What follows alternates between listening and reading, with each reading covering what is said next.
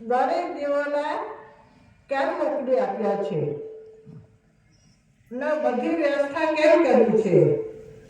તો આ ધરતી પર જઈને આ આપણા છૂટા પડીએ છીએ. સર્જનહાર પિતા કહે છે દરેક જીવોને કે આપણે છૂટા પડીએ છીએ, તો તમે ધરતી પર જાઓ છો તો આ જે રચનાની રચના છે તે રચનાની રચના જે મેં રચનાની રચના કરી છે, દરેક જીવ માટે અલગ અલગ રચના કરી છે, તે એ રચના જોઈને પાછા આવો અને મને મળો. પરંતુ આ જીવ આ ધરતી પર આવ્યો અને બાપને મળવાનો તે ભૂલી ગયો અને અહીંયા આવીને જાત જાતનું બધું કઈ રીતે કેમ જીવવું, બાપને મળવાનું તે તો ભૂલી ગયો, પરંતુ અહીંયા આવીને બધું જ ભૂલી ગયો. તો જે સર્જનહાર પિતાએ રચના કરી છે એ રચના જોવાના બદલે જે માણસે બનાવેલી રચના છે એ જોવા તરફ એ રાહ રસ્તો ભૂલી ગયો અને એ તરફ ફરી ગયો.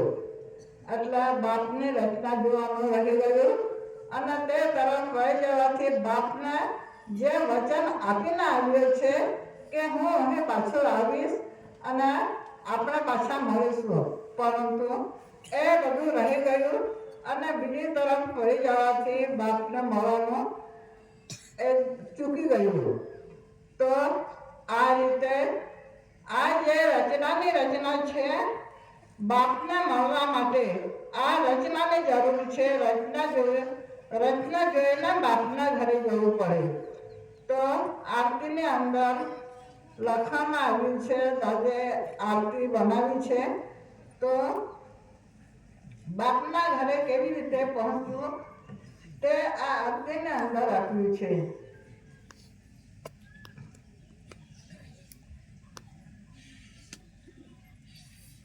मिलन करो रे प्यारे हंसो, मिलन योग अपना कीटू के.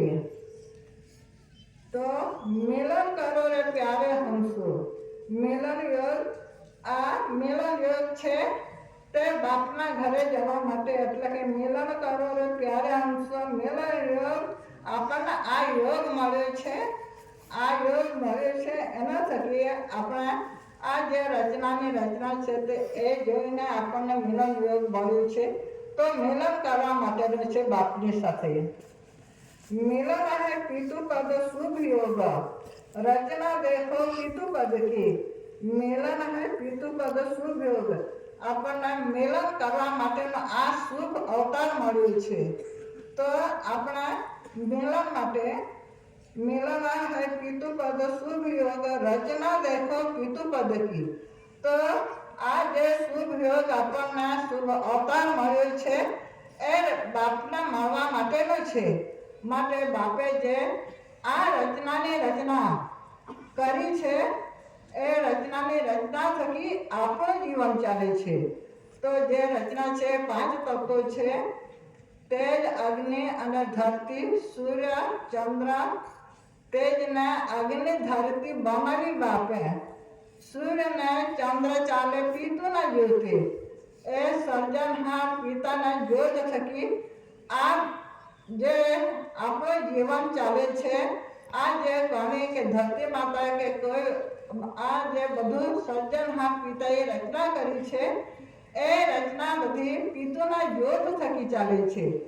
તો આ પિતુના જ્યોત થકી ચાલે છે એ આપણા જીવન કે આપણા બાપને મળવા માટે આપણે આ જીવન આપણને મળ્યું છે.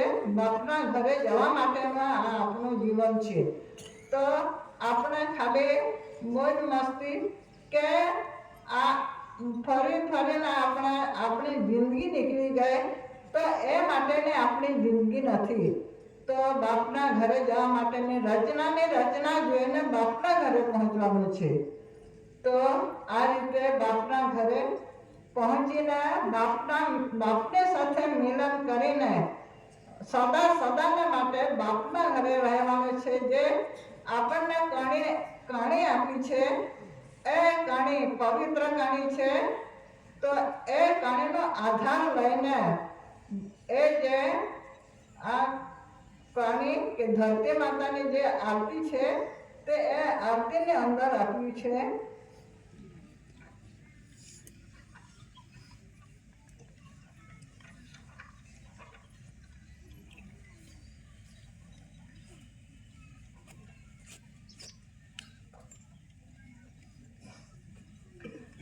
ધરતી માતાની આરતીની અંદર દાદાએ આપણને આ બાપના ઘરે જવા માટેનો જે રાહ છે એ બતાવ્યો છે.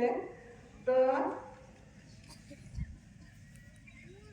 આ જે હીર છે, માતાનું હીર છે તે કણી છે. એ કણી થકી બાપના ઘરે જો આપણે એના તરફ લક્ષ્ય આપીએ, એના તરફ ધ્યાન દઈએ અને તે રીતે આપણે ખોરાક ખાઈએ તો એ કણી આપણને બાપના ઘરે પહોંચાડે છે. તો માતા હીરથી મા દેહી સજીવા, માતાનો જે હીર છે, કણી છે, એ કણી થકી માતા હીરથી મા દેહી સજીવા, એ હીર થકી આપણું શરીર બન્યું છે. બોલો ચાલો હીરે પ્રકાશે દાદાએ આ આરતી લખી છે. એટલે આપણે બોલીએ ચાલીએ છે તે ધરતી માતાનો હીર તેજ પ્રકાશ થકી આપણે બોલીએ ચાલીએ છીએ. નજર તેની તુયતા આ પ્રકાશે આપણે જોઈ શકીએ છીએ અને બધું કામ કરી શકીએ છીએ. માતાનો હીર એ કણી થકી આપણે કામ કરી શકીએ છીએ. તો આ પ્રકાશ આય પિતુ મુખીવા, દાદા કહે છે, દાદા પોતે કણીના પ્રકાશ થકી પિતુમુખી થયા છે. દાદાને કણી બાપના ઘરે કણીએ પહોંચાડ્યા છે. તો એ રીતે આપણે પણ મહેનત કરીએ તો આપણે પણ પિતુમુખી થઈ શકીએ. તો બાપના ઘરે જવા માટેનો આ જે રાહ છે તેનો આધાર આપ્યો છે. અને જે 5 તત્વો કે જેના થકી આપણું જીવન ચાલે છે એના થકી આપણે બાપના ઘરે પહોંચી શકીએ. તો આ રીતે દાદાએ આપણને મહેનત કરીને બાપના ઘરે જવા માટે આપણને રાહ રસ્તો બતાવ્યો છે. તો આટલું કહી બેસાને રજા લઉં છું. સ્વકર્તા પિતુ કે